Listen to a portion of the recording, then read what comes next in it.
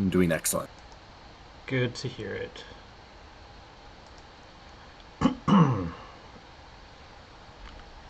So, I guess we're going to be reviewing a video today on the concept of history repeating, huh?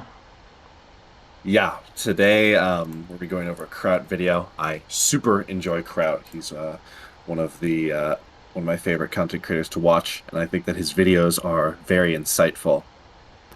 Just personally as well, I remember, when I first went through my, alt-right kind of rabbit hole experience back in the day, I remember watching Kraut's videos at the time, and because he was sort of in that sphere.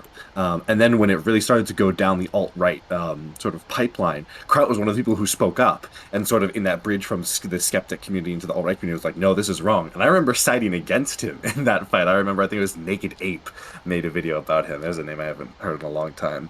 And I was like, yeah, Kraut's dumb. And then all these years later, I've forgotten about all of this. I started just watching these videos. I think I just got one recommended to me randomly. And I was like, oh my, is this? And yeah, I hadn't even realized that Kraut had sort of left the internet and then come back and started making these more educational videos. So I'm super looking forward to going over it. Yeah, I'm not very familiar with Kraut myself. I'm not even sure if I've ever seen any of his videos, but I'll be interested to check him out. I mean, I've heard you and a couple other people speak highly of him, so yeah, Mhm. I'm interested to see it. Yeah, and this particular video, a lot of his videos sort of go over geopolitics and history, sort of the intersection. So we're talking about, China in the modern age. Well, to understand that, you need to understand like the sense of humiliation. So oftentimes they're a very sort of historical bent, but the focus is usually then, okay, and how does that relate to modern times, right? It's explaining history so as to understand like the current geopolitical climate. Um, this video is much more abstract, though, and it goes over a principle that I really, really think people need to, or I really wish people understood a lot more. I remember there was a time we were talking where I said, I wish everyone was forced to play poker professionally, because when you play poker professionally, you get a real appreciation, or you're very likely to get a real appreciation of odds and how that works, and how just because, things turn out well doesn't mean you did the right thing. And that's like a really big problem. It's like the thing, I didn't get vaccinated and I was fine. It's like, oh my God, why would you ever think that? This is a similar principle that I wish people would really take to heart. And it sort of is the idea of historicism versus historiography, excuse me. Hmm. Um, and I'm not traditionally educated on history, but I do know a fair. I like to think I know a fair amount. And it's this principle that's really dangerous in history of sort of pattern seeking. Everyone is aware of the fact that, we think the front of cars look like faces, partially because our brains are really wired to sort of morph things like that. But people don't think the same when they start to, sort of draw these grand narratives of history, talking about, and the more egregious examples are like, ah, yes, the fall of Rome because of degeneracy, and you can see that in the West today. That's like a classic example where it's like, Hmm. okay, dude, this is a really dumb idea. But I think but I think it's a very easy trap to fall into, and that I think a lot of people on all sides of the political spectrum fall into. And this is a really good video, sort of explaining that those ideas and why they're wrong, and sort of going through it. The idea that history isn't a story, and that if you engage in that, you're engaging in historicism, but rather, it's like I, I think the quote that academics always use is, "It's a story of individual relations," and you need to be really careful that you don't, fall into these pitfalls. Oh, those who do not learn from history are doomed to repeat it. That's a thing that like, or like, yeah, history is written by the victors, right? These are like phrases that like make historians tear their hair out, because they can really lead you to some bad conclusions to take from history. Not that there aren't lessons to be learned from history, but that you really need to be careful about painting too large with a brush, because you're always going to view events looking backwards, from such a greater scope than you would looking at them, today. If someone today tried to say, something like, ah, yes, and you can see, the fall of the Philippines to the son of Ferdinand Marcos in the election, it's much like Trump. Everyone would be like, dude, what the fuck are you talking? This is not even remotely similar. But you do it about historical events because we're so zoomed out on them, it's a lot easier to gloss over those details incorrectly. Yeah, and this seems very applicable to a lot of the stuff that we're talking about all the time. Like just almost every political issue that we discuss, we end up talking about historical precedents and what and we almost have to, right? Because it's like, what other basis do we have to kind of extrapolate results based on some policy or some cultural standard. I mean, we kind of have to look to history to make inductive arguments about what to expect, and so Yeah. I think it's really good to recognize, the applicability of that and the limits of that. So yeah, I guess I, that's what we're going to get into. it's one of those problems that, would be so much easier to solve if you could just go all the way to one side, but you can't. And then the difficulty of straddling that line is how those mistakes happen. If it was the case where you couldn't take any lessons from history, then we could just be like, okay, just throw history away. But obviously that isn't the case. So you need to have a way to sort of look at history and extract, usable information, but do it in the right way. You mentioned the thing about the front of a car looking like a face, and there's one of my favorite words is pareidolia, and that's a word that I learned a few years ago. I'm gonna just type it in chat, just because this is a thing that I had like a big fascination with when I first learned about it. Because obviously it's not just cars; it's like there's so many things that look like faces, or you'll look at a cloud and think it looks like a sheep or whatever it is, right? It's this like you were saying, pattern recognition, but Yep. it's like there's a lot of false positives in pattern recognition, and pareidolia is the name of the tendency of your brain to do that. Right on. All right, let me just share my screen.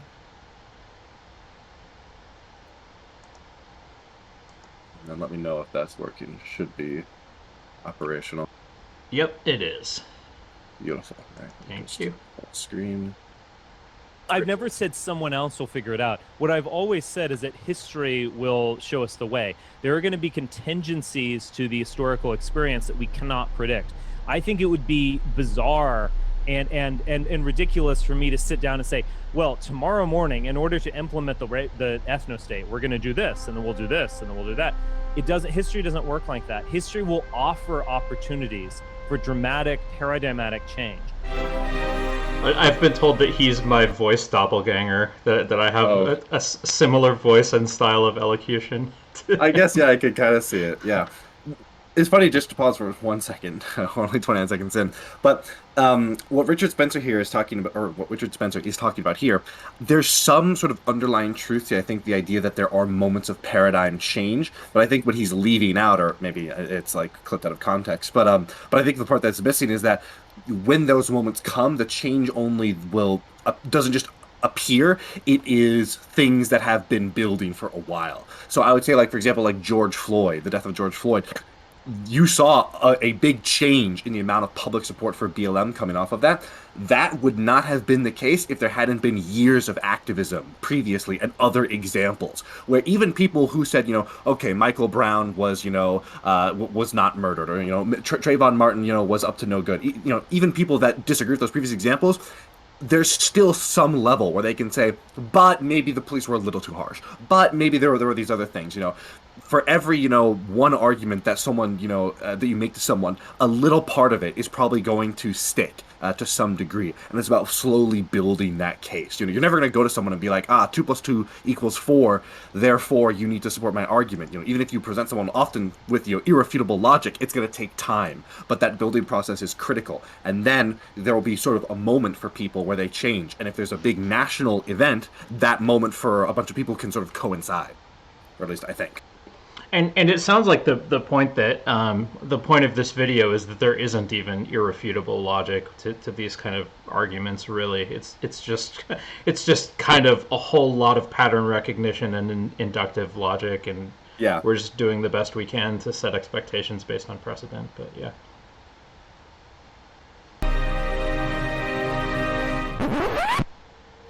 How do you view history? Do you see it as a gradual progression of society, its norms, technology, views, standards, and beliefs?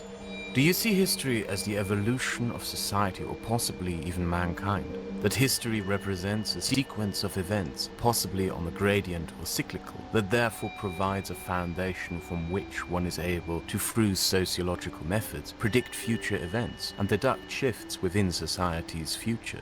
Does history reflect a political evolution? Does it move as an arch towards progression and betterment? Does it move in waves? Are we able to, through the study of history, establish a social science and political methods to solving and explaining our current problems by letting history show us the way? If so, you may be unaware that there is a name for this belief, which is historicism. It's admittedly an inviting idea that feels almost like intuition and shapes an easy framework from which one may view history and, by extent, society itself. Events which we view from such a lens may be interpreted as the progression of society, from a starting point to an outcome. Event B is the result of Event A, and its struggles are continued in the current Event C. You may also see it as the process of repetition and the cycle. The current Event D is a repetition of the Event E, and certain historical events appear suddenly as mechanisms of history, suddenly seeming to make sense as notions of there being a historic destiny start to creep in. It provides a meaning. He mentioned something there that I think is really important, is that it feels like intuition. And I think a big problem with this sort of phenomena of historicism is that for a lot of people, the conclusions that they're making aren't wrong insofar as they're working with wrong data. I think a lot of sort of historicism is based on correct conclusions from false premises, which is to say, if it really was the case, that some alt-writers' view of like America and Rome were correct, then there might be some real parallels there, perhaps even lessons to be learned. But the problem with historicism is it's such a limited and flawed view of history. You're setting sort of arbitrary bounds on what is and isn't Rome and what is and isn't degeneracy, or the human progress as a whole, and as a result it gives you this very warped perception. It almost kind of reminds me of sort of one of the big criticisms of WikiLeaks is they don't get anything wrong, but by showing you only a partial picture, that can still lead you to wrong conclusions as much as a false report would, and that if you don't have the whole picture, you can really go to some bad places. Yeah, there's some pretty interesting statistical problems with this type of evidence. So, like, the amount of data that you could take from history is so overwhelmingly large that you really can't consider all the possible precedents to any particular event that you're trying to analyze. And so, therefore, you almost can't help but be a little bit like selective in which parts of history you're going to look at, and then your biases are going to come into that process of selection, and then. Another problem with it is that if we're making comparisons to specific historical events, we're usually looking at just a pretty small number of historical events, which is typically if you were to do something like that in a scientific study and just do like, well, this happened 3 times in this psychology experiment, it just wouldn't be very compelling evidence. But for some reason, when it's history, like n equals 3, is perceived as a lot more persuasive. Especially because oftentimes, history is a very vast subject, but oftentimes, there are parts in history where it's like, man, we only have a couple things to go off of here. Like, it's like one dude's like book. It's not until, very recent history where you can really be like, okay, we have like, a lot of evidence to different accounts of this kind of thing. But like a contemporary example would be how the West viewed the Eastern Front in World War II, even to today. And how it was only, I guess, just as a little bit of explainer for those who don't know, a lot of the West's view as to what happened on the Eastern Front, where the Russians were pushing the Germans back, was formed by the testimony of like a couple of high-ranking German officers who basically just lied. We now know. A lot of the image of like the Russians just, it just being a horde of infantry with no strategy, and it wasn't really the Germans' fault. A lot of that was the German officers offloading blame, sometimes onto Hitler, for example. And it was only after the opening of the Soviet archives, I think in like the 90s, that we started getting these historical reports where we were like, oh, these like 5 Nazi officers who we just like trusted the word of were lying. Because at the time, the West didn't have any other sources to go by. The Iron Curtain had fell, no one believed anything else. And if it had not been for the Soviet Union also being, a relatively advanced civilization that had like record keeping and stuff like this, we might have never known. That could have just been like a total like misnomer, not even a misnomer, like a falsehood that was perpetuated inside of our like basis of historical knowledge. And it's still taking time to get that out now. I mean, there's still a lot of people who view the Germans how the Germans wanted them to be viewed, as this unstoppable wall of, blitzkrieg and panzer tanks and stuff like this. When we actually get into the details, we know that just isn't the case. Yeah, and even with new evidence coming out, we still should be a little bit careful about what conclusions we draw from it, because now we just have kind of two conflicting accounts, which still isn't a lot of evidence. It's still Yeah. just like, but it's enough to heavily question the what we had Yeah. before. And it's so difficult to build a healthy body of like contradictory evidence, even in the first place, because of sometimes how limited the sources are, let Yeah. alone then trying to sort through it and figure out, okay, what really happened. And we'll never probably know for sure what really happened. Yeah. We'll just do our best, Yeah. based on the Which evidence should we then have. lead people to be like to have a great deal of reticence with their prescriptions. But I think a big part of the problem with historicism isn't just that you're making wrong claims, but the degree of certainty to which you speak with it. I Yeah. think there's this, and I think there's this effect where sometimes when people start citing historical examples, just off the cuff, it almost unintentionally grants a great degree of persuasiveness of them, right? Like you're maxing up Yeah. the ethos there. If you can just like rattle off like, oh, and of course the diary of McClellan gives us great insight into Lee's push in Northern Virginia in 1862. People are like, wow, this guy really like, even though that's like some dude's diary, like some dude might just be like totally coping, like fucking Lee is a bunch of bullshit. Yeah, so I think that's another important piece. Coming to it's not just it's not a binary if you came to a right or a wrong conclusion. There's also this degree as to how confident are you. Are you saying that this is 100% the case, or are you saying perhaps there are some insights to be gleaned? Yeah, that thing about degrees of confidence is a thing that I wish people would think more about, just very broadly, about a lot. Like, it's okay to have a belief with like 90% confidence, right? Like, it's like, I'm pretty sure this is what happened, but it could be wrong, and it just seems like people just go 0, 50, or 100, and like Yep. not much else. Yeah, no one could. It reminds me of that line that Hank Paulson had in the documentary we watched about the financial crisis, where he said, 7 billion, 9 billion, people don't really know the difference, so we thought, okay, 9 billion. Yeah. Meaning to history, a sense of purpose, that there might even be a goal to strive towards for society. But is it though? How was history viewed and written throughout the ages? The father of history is considered to be Herodot, who wrote his histories 2,400 years ago, covering what was known of cities, tribes, and kingdoms of his time and their tales and sagas of the past. His writings give us an insight into how the early historians of antiquity wrote. What Herodot of Halicarnassus has heard, he has written down here, so that it may not sink within time what hath happened to mankind. Still without fame past the great deeds of wonder which both Greeks and barbarians alike have done. Above all, though, why they went to war with each other. Herodot did not research in our modern sense. He did not try to verify what he had been presented. His sources were tales which he had heard from Greeks and travelers that he had encountered. There are no dates, and the stories he tells are greatly restricted to the small world known to him. It is easier for us from our modern perspective to pass judgments on his writings, such as pointing out how he calls all who are not Greeks barbarians. But the term barbarian itself didn't have the negative connotations of our modern era. Barbarian was in fact the ancient Greek word used for foreigners. Herodot is also unique in that I think this is another huge component, which is that people view history through a modern lens and context, and will view events far differently than how the people at the time viewed them, and almost sort of like, not whitewash, but like wash a historical like event or like period as being something that it really wasn't at the time.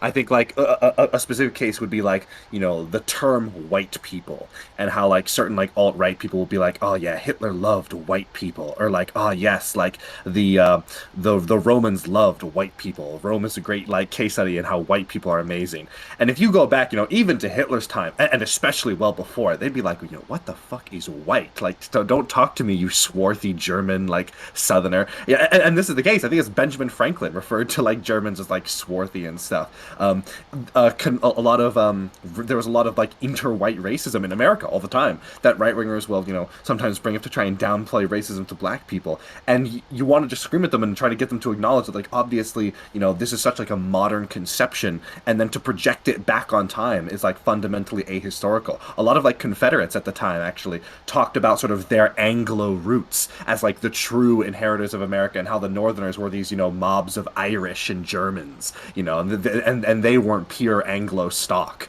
like you know they were. So yeah, I think that's a great example of sort of what Kraut's talking about here.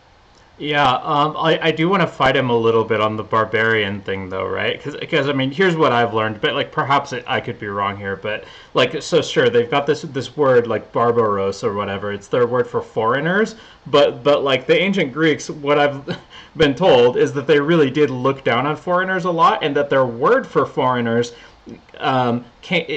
became from like almost an onomatopoeia, where they were like making fun of the way that foreigners talked, and they would go like bar bar bar to like make fun of their languages, and that's where supposedly where their word came from. I've got no idea, so I can't speak to it. But yeah, I mean that's it wouldn't surprise me at all. I mean lots of other cultures have done similar things. I mean, yeah, we all like, for example, the Chinese thought of themselves as, they call themselves the Middle Kingdom. It's like we're the you know, at the center of everything, and everybody else is barbarians, and the, you know. Mm-hmm.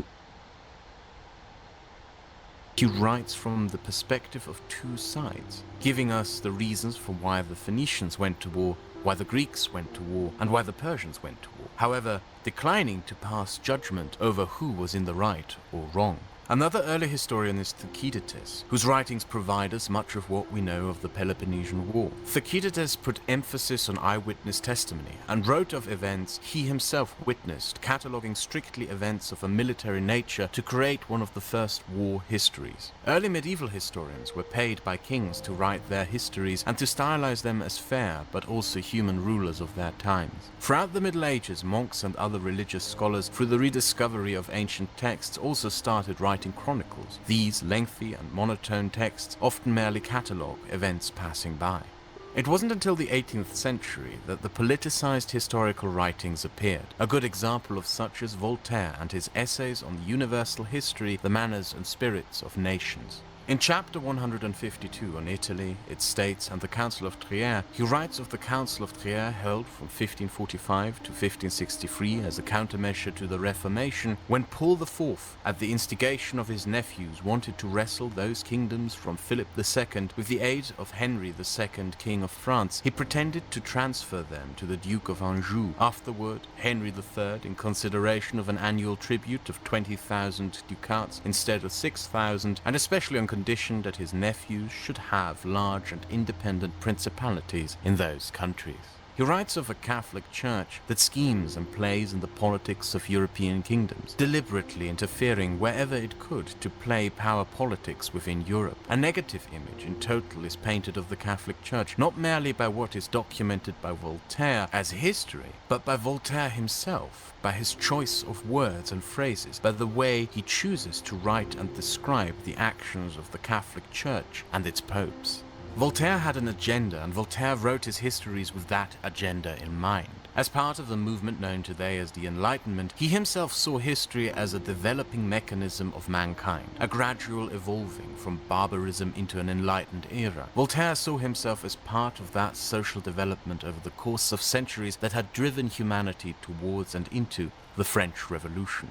But here at this point, I encourage you to stop and to take a moment of your time to think of this. especially if you yourself believe in there being a sort of progression of society and mankind throughout history. It may seem attractive to you, possibly even intuitive. History as a process of progress, developing before your eyes, a development of history that may comfortably fit into your beliefs over where society stands today and how it may possibly still develop into the future.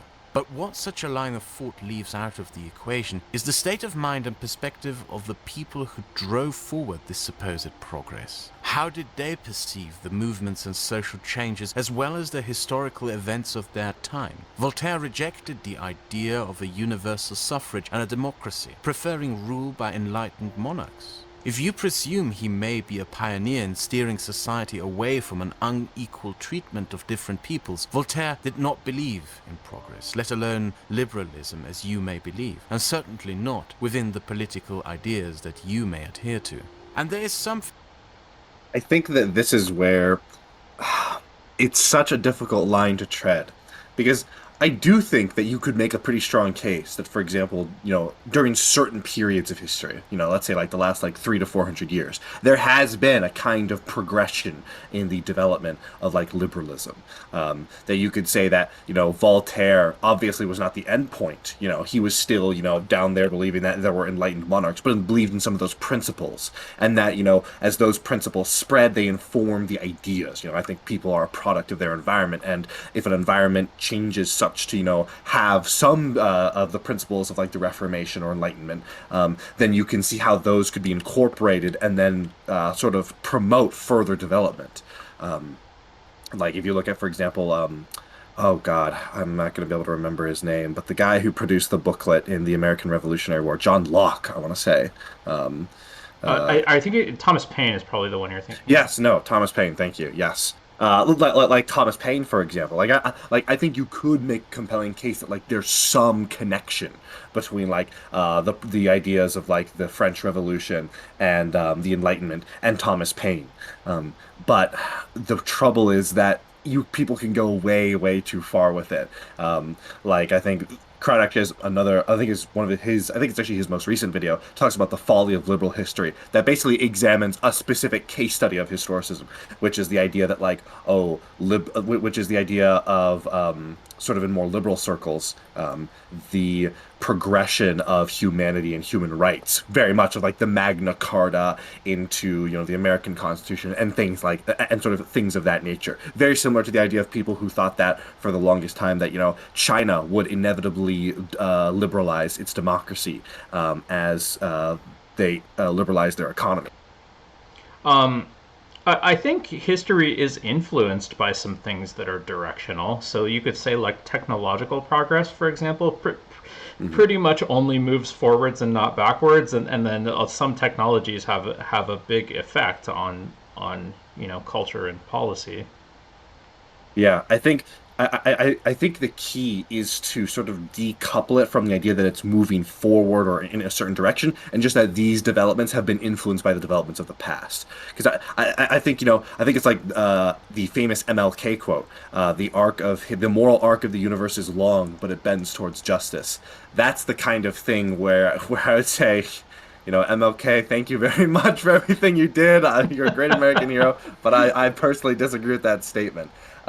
Because that is where you're sort of starting to become very arbitrary and where you define the boundaries and things like that. Like it reminds me of, anytime you talk to a person about definitions, you're like, okay, well, it's like Loki's wager. Cut off my head. You may take my head, but none of my neck. Well, where is that exact line? There isn't one. We arbitrarily choose to have some of these distinctions because they provide utility to us, but they are fundamentally arbitrary. And that when you're then trying to start and make like observations about like descriptive reality, that's where when you start mixing that with the arbitrariness of like of what counts as progress forward and what counts as progress backwards. You might say, oh well, Voltaire wasn't progress all the way forward, but it was still in that direction. Well, was it? Who's to say that Voltaire's intent was for the seemingly bad part that we don't like now to fall away, right? He very much could have veered off in a totally different direction. I mean, there's more to there's more complexity to the political ideas of Voltaire than one axis of progress, right? So yeah, I think that is where it really starts to become difficult, is when you start to ascribe like certain like universals of like good or bad directions and things like that. It's a lot more, I think, justifiable if you can just examine individual relations and be like, oh, well, we can see that, the culture of this value that was fostered affected the philosophers of the next generation and their ideas, stuff like that. Yeah, this kind of makes me want to call back to the thing you were saying at the beginning about or the beginning of today about poker, where poker kind of rewards you for making predictions, but a lot of this stuff is really just hindsight. Yep. It's not necessarily predictive. The Loki's wager thing always makes me think of something funny because it's like, this is like probably unconnected to what we're talking about, but it's the idea that like the guy was supposed to be beheaded, and he made some bet that he would give them his head if he lost the bet, but then they couldn't decide like where does his head end and his neck begin, and so I always think like well, why did they just say, okay, well then I'll just take most of your head and none of your Yeah, I think the guy who probably invented that story thought of that at the last second. But yeah, I think that it's just supposed to demonstrate you can't define a clear line. You can define a point where, it's all head, but not a point where it is head 1 minute, or, 1 centimeter and all neck the next. Yeah, it's funny, the thing with that you mentioned with predictions. Um, it feels like we have a real problem. I think a big problem with this is that people do not suffer consequences for being wrong in their predictions. It's already hard enough the fact that these predictions are spanning over 30 years. So it's like, oops, we were wrong. Well, should have done something about that climate change, back in the day. But it's even worse when people are making these bombastic predictions that, like for example, a huge one would be overpopulation. Overpopulation was this huge big deal. And then it went wrong, and it feels, and I don't know if you've ever read the Wikipedia of like the main people who wrote the big overpopulation book that was big back then. I don't know if you remember the name of it, but like these guys are on some hardcore copium, like, oh, I still think that our basic principles were correct and this and that. It feels like a lot less people are, it's that thing, a lie has been halfway around the world when a truth wakes up in the morning or something like that. It is so much easier to make these, crazy historicism predictions about like the fall of America. And then meanwhile, people doing actual history, it takes them a long time to get to the correct answer. And by then, no one cares. Yeah. Something else here that ought to be pointed out. Voltaire saw the French Revolution as the result of a progression of society, almost naturally, but it was his writings that had contributed to that revolution happening in the first place. History was being made by those who proclaimed to be the agents and executioners of history's will. So is this belief, in the end, nothing more but a self-fulfilling prophecy? Or even worse, a mere justification for one's actions that are supposed to instill a sense of meaning and purpose to one's politics rather than to history itself? Let me introduce to you a school of thought within historical research known as the Annales movement, a movement primarily founded by two historians, Marc Bloch and Lucien Febvre, in Strasbourg during the 1930s. Prior to the Annales school of thought, historical research was mainly rigid, without interdisciplinary work and research. Febvre and Bloch changed the way historians conduct research. Their intention was to take research of history out of rigid standards of archiving and the lens of the modern age, to expand outward into different sciences. Febvre, for example, had a keen interest in geography and conducted research in what he called historical geography, researching the impact that natural landmarks such as rivers and mountains had on societies throughout history. Bloch's main interest was in interdisciplinary research between history and sociology. Together at the University of Strasbourg, they were joined by various historians from across the world who expanded the horizons, but more crucially the methods of research into human history. Historical geography, historical sociology, historical economics, and various other interdisciplinary publications that conducted research into historical events from new perspectives. This revolutionized the way we understood history. To give you an idea to which extent, in 1863, when excavations started at Le Ten in Switzerland and unearthed what would turn out to be the biggest Celtic religious place of worship and human sacrifice in Europe, the historians conducting that excavation kept all the swords and other metal artifacts, but the bones of the Celts and their animals that were sacrificed there were simply thrown away into the trash. Ouch. That's crazy. Yep, it's man, there's a lot of things that I think people, talking about projecting your lens on the world looking backwards. There's so many things people today just take for granted that, people were wild in, back in the day. I mean, even in America, if you go back like, 70, 80 years, I mean, I'm a big neoliberal supporter. I love the NSA and the CIA and the FBI, but, you go back to like even the 50s and the 60s, and there's some crazy shit going on with those three-letter agencies, which I think is just a demonstration of how bad it was even that recently, how much worse it was if you go further back in terms of just like not even, our technology, but just like our capacity for like appreciating the like importance of certain things, the ability to have like rational thought, because you might think, oh well, you don't need to know the details of like biology to understand that like something like this might be greatly important, but if you don't even have an appreciation for the capacity for that thing to be a science in the first place, you don't even begin to think about that. Yeah, that's true. And like this, they said this is 1863, so this is like right around the same time that Darwin was working. So this is Mhm. like biology was like barely even a thing Yeah, I at mean, that this is time. going to be right as like sort of the almost Victorian type eugenics starts to kick off. Yeah. Okay. So I looked up on the origin of species is 1859. So this is like, Yeah. yeah. It sounds unbelievable and almost outrageous to our modern idea of how we conduct historical research. But in the 1860s, the idea of an interdisciplinary research didn't exist. The thought of giving these bones to biologists and chemists for further analysis across scientific fields simply didn't cross their minds. If your interest is sparked, I recommend The French Historical Revolution, The Annales School, written by Peter Burke, published by Polity.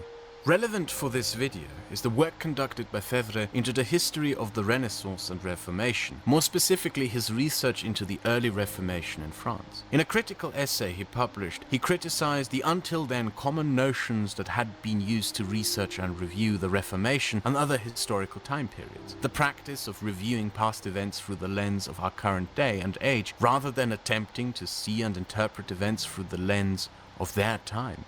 An example being how the Reformation is stylized as a revolution caused by the misdeeds and incompetence of the Catholic Church, an interpretation of collectivist psychology, rather than attempting, for example, to see the Reformation as the result of individual drives and interactions as an assertion of self-determination by a newly formed urban and moderately wealthy citizenry of the late medieval period. Another great example is Febvre's work on François Rabelais, which is a reaction to the work of Abel Lefranc on the same figure, who had claimed that Rabelais was an atheist and rationalist before his time, who had attempted to undermine the Christian authority of the medieval era. Febvre points out, quoting Renaissance poets of the time, that even though Rabelais was called an atheist by his contemporaries who were critical of him, the word atheist in that era didn't have the meaning it had today. Instead, the word atheist was widely used as an insult, similar to how one would call someone an idiot today. Rabelais was not an atheist before his time, and certainly not a rationalist before his time, as Lefranc claims, as the very concept of rationalism as a school of thought did not exist in Rabelais' time. Lefranc simply tried to interpret Rabelais as such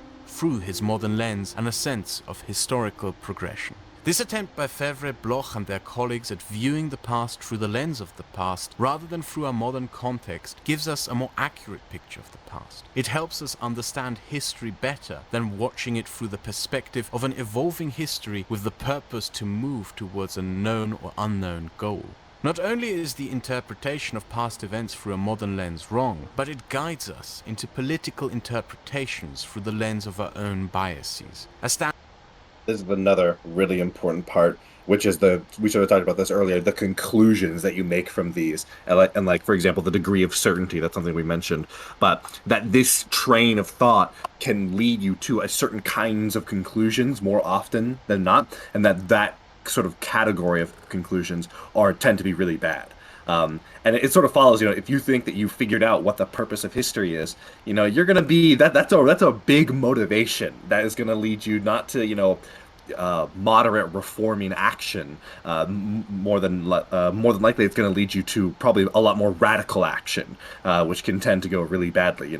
If you think that you need to go to the grocery store to buy a bagel, then you're probably going to drive there pretty normally. But if you think that the grocery store is on fire and you have the solution, I can save all those people, well, then you're probably going to be willing to speed a little bit, and you might incur some more risk and danger there. And it's not that these people don't realize that. They know that they're incurring, oftentimes a greater risk, but in their mind, it's worth the cost, because the thing that they're doing is so important, so good.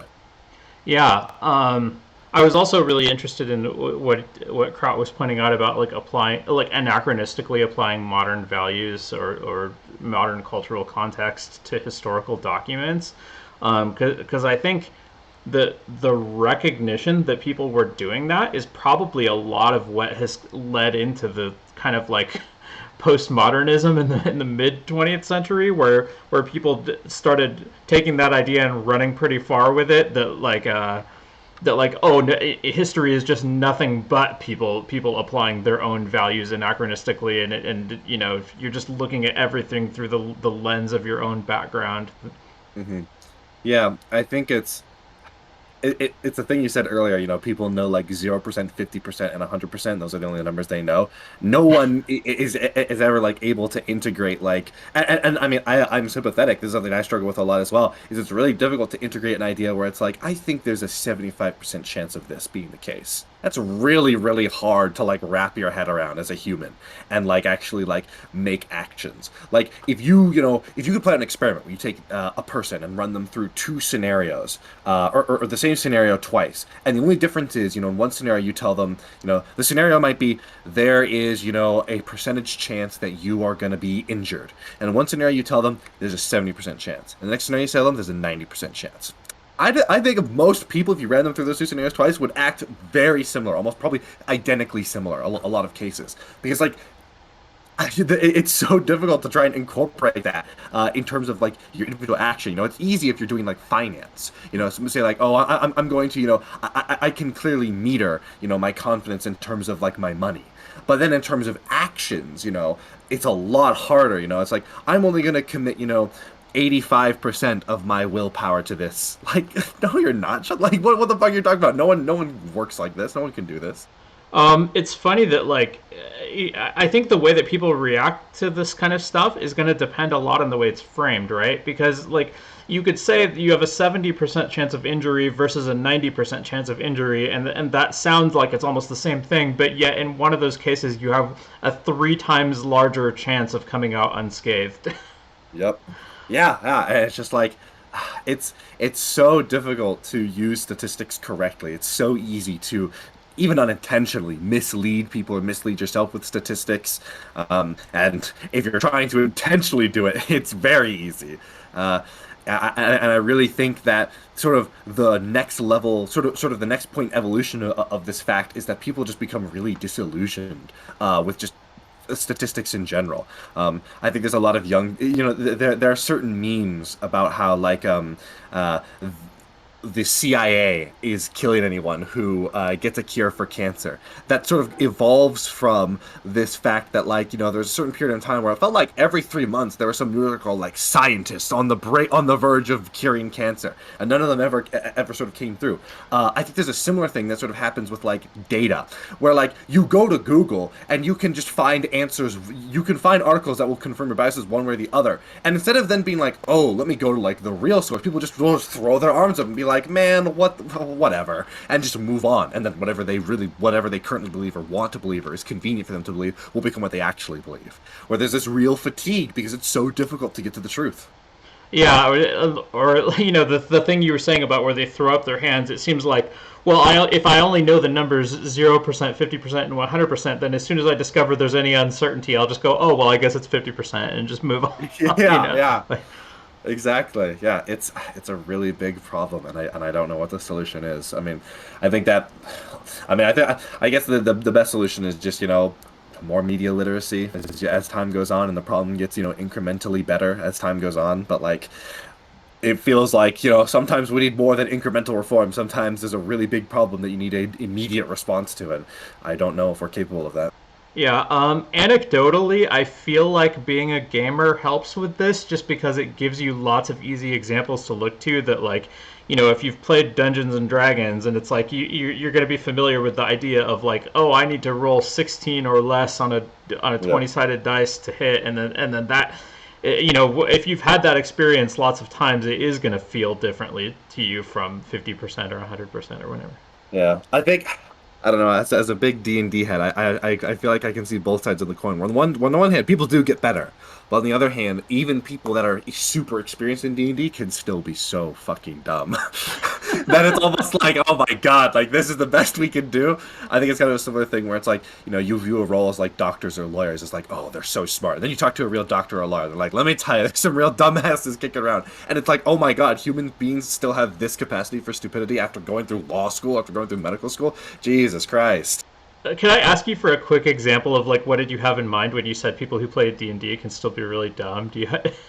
Yeah, well, it's just like I don't think that this particular example is the person is dumb as much as they're doing a dumb thing, but like Mhm. I've got a friend that I've played D&D with for years and is very interested in like the statistical stuff, and they're a very smart person. They're in a very competent job that like requires like a real like mind for critical thinking.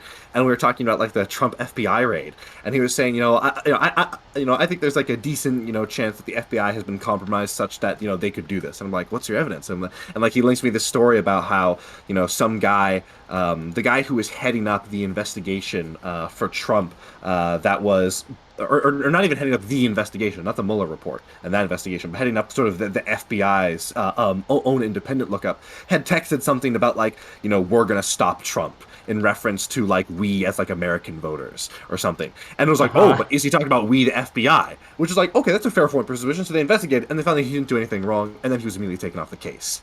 And it's like, this is the evidence where you think that it's okay to assume without, because this was day one. This is when we knew almost nothing, right? And he was saying, it's like, dude, like you're not even saying you think that there's like a small chance. You're saying it is this way, or that there's a very good chance that this way. It's like, oh my God, like there's no way you can like, it's really frustrating. It's It really, really frustrating. it seems like he's drawing a conclusion that requires like three or four more logical steps in between, and he's jumping straight from the beginning to the end, right? Because it's like from that evidence you could conclude, okay, there's people within the FBI who probably don't like Trump, and then it's like, how do you get from there to like therefore Yeah, they're yeah, and compromised? it's It's like, just. Yeah, I think it's and to be fair, he's saying that he thinks there's like a decent, or at least there's a chance that this is the case worthy of consideration. Not that it 100% is. So, I got him there. All right, got the rollback, and yeah, it's just I mean I've done the same thing. I'm a huge D&D guy. I've got like a 50,000 word rework of the fighter that I do like version control for, that only me and my friends use, where I'll be like changelog for version 1.9, like I'm a you, and I still make these dumb mistakes all the time. It's every human being has like immense capacity for stupidity, and it feels like a really big problem that like is hard to overcome. this is making me want to play D&D with you one of these Yeah. days. Hopefully we'll get to. All right, yeah, we'll have to try and make that happen. Standpoint from which we are easily entrapped into constructing political theories of history while feeling scientific in what we do, while in fact only appeasing our own notions of desired outcomes. That's a great picture. I Oh don't, my God. wait, I don't even understand what's this picture representing. I think it's the idea, uh the problem is, why like an idea is right, and like the sort of the dotted line is like, the sort of historicism view. It's like, oh, it's so clear. And then like this is like the actual truth, which is like far more messy and garbled and difficult to like understand. I guess I'm confused about like why is it like problem? Like what is Like, the yeah, I guess I think it's the idea. Hold on, let me see if I can because it find it. seems like the squiggly line is representing a progression from the problem to the idea, but I don't even get like what it. I think the idea is that the relation between the idea and the problem is the the actual reality is the non-dotted line, which is horribly messy and squiggly and full of like nuance and like doubt and stuff like that. And then the much clearer and simpler conclusion is false, the dotted line, right? So a person might say, "Ah, this problem is why my idea is, the fall of the West is why my idea is right because like Rome." And then I think the squiggly line is supposed to represent like all the complexity as to like why America is facing current problems, where it's like where there's like a million different things where it's like, dude, like maybe if we didn't have all these arcane rules about fucking zoning, the West of America would do a lot better. Maybe all these other different things. Although maybe I'm interpreting the picture wrong as well. Yeah, I don't know. I guess if the idea is just that people prefer simplistic explanations for complicated things, like if that's all it's getting at, then sure. Yeah. But Yeah, I don't know. I like this picture a lot. It reminds me of one of the sayings I try to always keep in mind for myself, as much as to check other people in debates. Is the human beings want the world to be simple and interesting when it's actually boring and complicated. I've quoted you to a few other people because I like that thing that you say. Yeah, it's so true, and the thing that makes it especially worrying is when it's a problem that you sometimes do, and sometimes you can feel yourself getting pulled in that direction, and that can be like that's like a huge ego check, at least for me personally. And God, my ego needs checking. So I really appreciate it whenever it happens.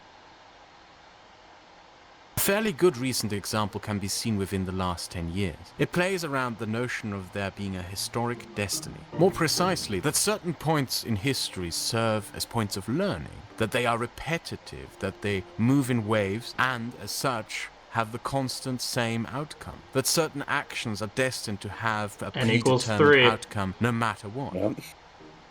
But, do they really? Some of you may have in the last years heard the phrase, Afghanistan was never conquered, that Afghanistan cannot be militarily defeated. A notion that has by now been widely spread by figures such as Noam Chomsky. I have heard it repeated in many left-leaning, right-wing and progressive anti-Afghan war publications or anti-war publications in general, by pundits, and even in a supposed educational video by John Green. But is it true? Pick up a history book, better yet a book on the history of Persia. You will find that the landmass we call Afghanistan was conquered, pacified and ruled by the Achaemenids, the Macedonians, the Mauryans, the Indo-Scythians, the Uezi, the Parthians, the Kushan, the Sassanids, the Alchon, the Kedartites, the Hephratites, the Nizak, the Sassanids, the Rashidun Caliphate, the Umayyad Caliphate, the Abbasid Caliphate, the Saffarids, the Samanids, the Ghaznavids, the Seljuks, the Ghurids, the Khwarezmians, the Mongols, the Ilkhanate, the Kartids, the Timurids, the Mughals, the Safavids, the Ashfavids, the Durrani, and then becoming the Emirate of Afghanistan, which itself became subject of the British Raj and the Russian Empire, until becoming a modern kingdom, leading to its modern history. Greeks, Turks, Indians, Arabs, but mainly Persians and Central Asians constantly wrestled over control of this region. What an interpretation through European lens misses out as well is the important role Persia played in this part of the world. But even more importantly, that region we know as Afghanistan really only became known as Afghanistan in the 19th century. Prior to that, the very concept of a nation-state did not really exist. The people, religion and culture we know and affiliate with Afghanistan today was itself not always there. The population and culture were itself subject to constant change and replacement, from Persian Zoroastrianism to Greek to Buddhist to nomadic animism to Islam, and even within that cultural religious set, the back and forth between Sunni, Shia, Persian culture, Indian culture continued over the ages. There was no consistency, no repeating historical trend from which one could conclude a predetermined outcome other than the continued change of rulers over 3,000 years. By however looking at the history of a part of Asia through a European lens, by forgetting that this place has its own history outside of European involvement, by viewing it through the lens of one's own political biases, and by attempting to pin a meaning and purpose to the passage of history, a warped and in the end wrong image of reality is created. And such a warped view of reality through the application of a theory of history will not only distort your view of the past, but also of the present. And what is historical progression? How do we define a social evolution throughout history, or better put, progress within a society over time? How do we judge? I think this is like one of the biggest death blows to these kinds of arguments, which is we talked about it earlier, but it's just how do you these are all so arbitrary and um not just arbitrary, but also so inextricably linked to a modern perspective that it's really hard to be like, oh, was this good or bad at the time? It's going to be our current conception, which, I agree with. We should absolutely legislate off what we think is good or bad now. But at the time, they had a totally different view. And to then impose what our current view is as like a metric for the entire like history of like the human race, or even a huge part of history, and then try to plot progression of that principle when it wasn't even something they were considering at the time, that's where it really just sort of I think you like veer off the cliff.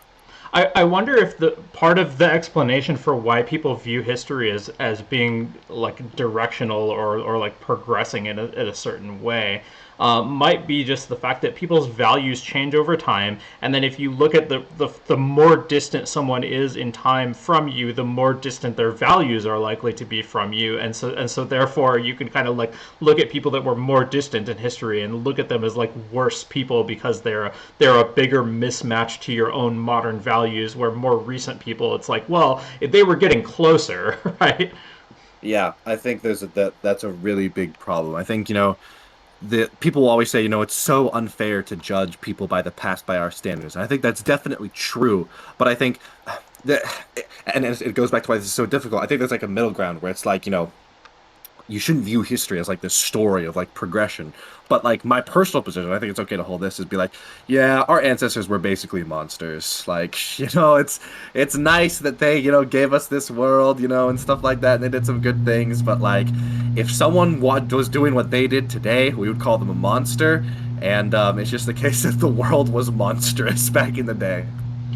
Yeah, and then of course a lot of the history that gets recorded, a lot of the stuff we know is really like political and military history, and that's going to select for a lot of the most monstrous people on top of Yeah. that.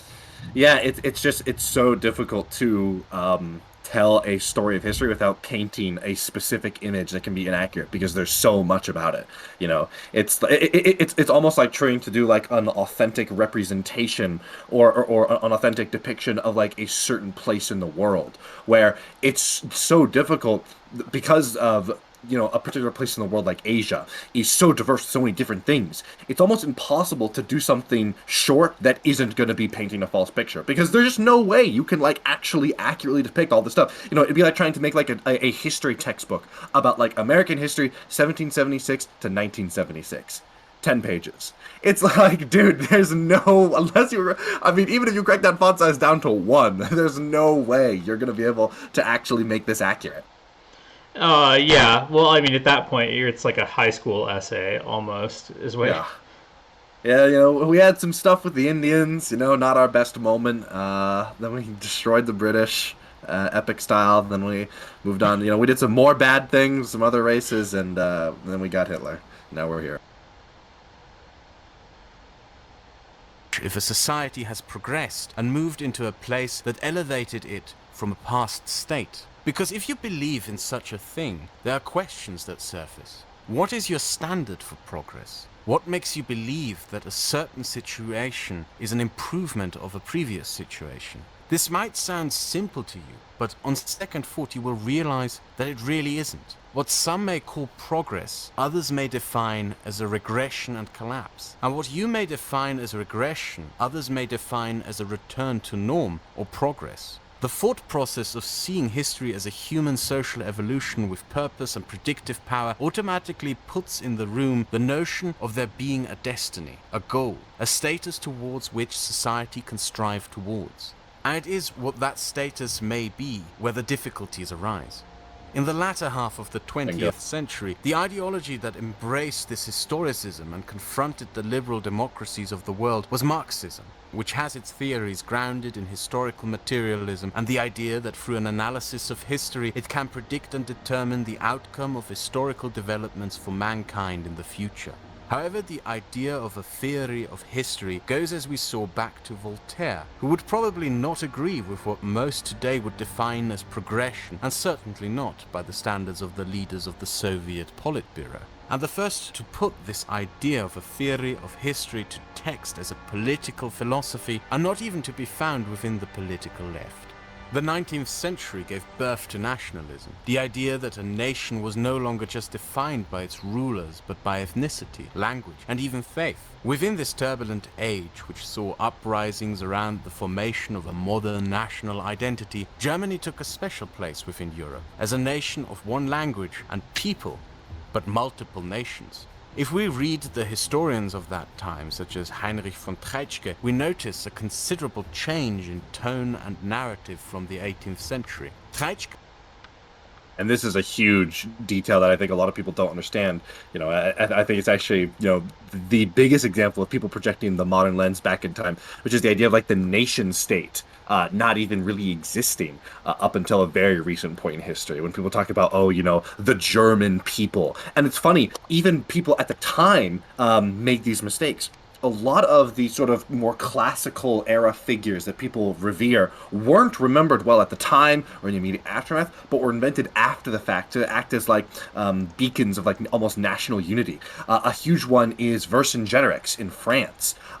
This Gallic leader against like Roman invasion. No one in France cared about Vercingetorix and the fight of the Gauls against the Romans in the 1600s and 1700s. But then when you get to the 1800s and 1900s, and I think at the 1800s is probably the more accurate time, although don't quote me on that degree of specificity. That is when people are looking for, we don't care about the king, we care about the French people. Who are the great icons of the French people? And they start having to go back in history and basically reinvent these people. I think Boudica is a similar case, also in a symbol of like of English resistance against Roman invasion. A bunch of stuff like this, and are basically inventions at the time, and then get passed on, and no one realizes like, wait a minute, this is kind of bullshit. And now like a decent number of people know like they I have some idea of like Boudica as like an English like warrior queen who defended like her people against the Romans, when it's like this is like so inaccurate and not like a real representation of what Boudica was or stood for or did. Yeah, this is not a person who would ever have thought of herself as English. Like, yeah, probably wasn't even a queen. Like, it's a funny thing where it's like, it's like some like alt-right type person like going back in Rome and being like, oh my god, what a glorious example of the white race. And it's like, then it's like the like Chad meme, but like done up in like Greek, and it's like, what the fuck is the white race? Yeah, and it's this empire that's like conquering and enslaving and subjugating all these other people who they would also think of as white. So I don't know. Yeah. Wrote almost condemningly of the chaos and confusion of regional states, decried enemies of the German race and nation from the outside, such as Slavs, socialists, liberals, Jews, and Anglo-Saxons. He wrote his texts in the shape of grand national histories. History was not a struggle between kings or a summary of individual actions and stories, but the story of a grand old maps like these are so wild sometimes, the way they like will shape things. Yeah, the little Irish dude. Oh my gosh. Yeah, this is a bit more of a side note, but I don't know if you've ever read the Leviathan novel series. It's like this alternate history of World War I, where the Central Powers are like steampunk, and the Allies are like I don't know if they were called the Allies in World War One, but the Allies in World War One are like use like biological, genetically engineered creatures and stuff. And I just always remember when I was reading this book, it's actually a really cool fantasy, sort of like alternate history book, where it's like German and Turkish like steampunk mechs versus like Russian like genetically engineered like giant bears and stuff. But I just remember they had this amazing map done in this exact style, except with like animals and mechs in the style of the country. So like Russia was like some giant genetically engineered bear, and like Germany is one of their steampunk mechs. And yeah, there's something to be said for this whole style of old map, this highly stylized type of old map. It just tells such a story, and I think it's actually sometimes very revealing of how the map maker and viewed certain countries at the time, which would be representative of certain views. Like the Irish person like collared here to England. This probably was not written by some like Anglo-Saxon noble who thought very highly of the English control of the of Ireland. It was probably written by someone that was very critical of it. They've got it's super interesting. The Turkish guy in a turban was smoking a hookah, like it's crazy. Italy here really looks like so. I don't know what's going on there. I Actually, I couldn't have no idea how figure to it. interpret this. I don't know what that is either. Huh. Natural struggle of dominance between races and nations. And this trend of viewing history as a struggle between nations and peoples and races can be found throughout the 19th century. Its origins lie within the counter-revolution of the early 19th century and its leading figure, Hegel. Hegel saw history as the playground of nations and races, a field upon which the system of state, the values and virtues of cultures and races were put to test through conflict and war.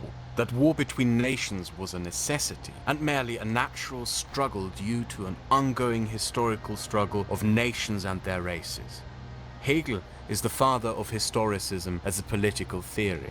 Hegel's historicism also dictates a purpose to history and a progression of mankind throughout it towards an end goal. However, in Hegel's view, the goal of this progress and the final most virtuous of all societies was not a proletariat's paradise or a liberal egalitarianism, but the authoritarian and absolutist Prussian state, that all races and nations had strived towards domination and perfection, and the one that had achieved such was the Prussian state, through an authoritarian ruthlessness and militarism that squashed the chaos of the French Revolution. Of course. And this is where sort of the birds come home to roost, where when you're wrong about something this important that you're going to gamble everything on, well, then that might just lead to like half a century of like the German states being embroiled in wars and the aftermath of those wars, and the devastation that comes from that. Yeah, I mean, there's a danger in romanticizing almost anything, right? Because if you think something is uh, such a big deal, like you know, Exactly. if you're romanticizing the kind of authoritarianism of the Prussian state, sorry, then you'll maybe be willing to pay too high a price for it. Yeah. It's one thing to romanticize, like a video game you played as a kid and then go play it and waste a couple hours and be like, oh, this game isn't that good. It's another thing to like romanticize history and have you plunge your country down a radical path of great risk and then be wrong. Hmm. Where's Prussia today? It may be gone, but Hegel's ideas of a historic destiny lived on, like an undead being resurfacing from time to time to rear its ugly head, be it as pointing out the supposed destiny of a German people or the virtues of an isolated Spain. To this day forming the backbone of thought for the modern believers in a chosen race and its destiny. What historic progression or cycles within history are, and what a society progresses towards, lies entirely within the ideological eye of the beholder, and can be anything from communism to an absolute monarchy, to a caliphate, to a primitivist collectivism, to a 1,000-year Reich. What one person may see as progress, the other may see as a degenerate regression hindering progress. Seeing history as something with purpose is misleading and dangerous, and it gives one the delusion of destiny and of service to a greater purpose that forms the justification for actions one would normally deem as unacceptable. The re-emergence of that idea is troublesome, even more so because few seem to be questioning the very process of using history as a means of a political method itself. But even more because it is not merely restricted to the discourse on the internet. It has seeped itself into our modern politics, where it has been picked up by a new generation of ideologues, and forms the basis of self-justification for modern-day authoritarian states. If you don't believe me, pick up a Chinese schoolbook, with which hundreds of millions of Chinese children are raised to understand and see the world, and read in it about how the Chinese communist one-party state is supposedly the progression of society out of the chaos of a multi-party system. More in line with my personal thinking of history is the historian Max Weber. History consists of individual relations and events, and it is not the job of those who study history to develop from it a social science or ideology to guide our way, because history does not show the way.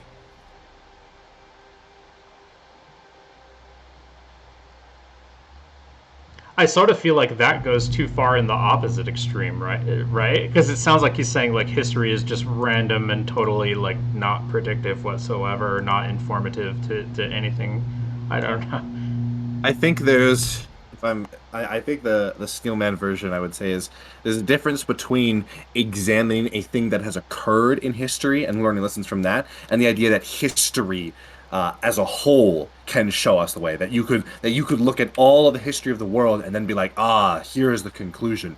Whereas what I think Kraut would talk about is he would say, we talk about these individual relations. He would say, the 2009 financial crisis is an individual relation that we can examine how, for example, the lack of incentive for the financial sector to regulate itself can be indicative of what we need to do now. But if you think that history, not a part of history, but history itself has some inbuilt conclusion, that just can't be possible because of how complex and nuanced it is. And you could only reach that conclusion by engaging in historic falsehood.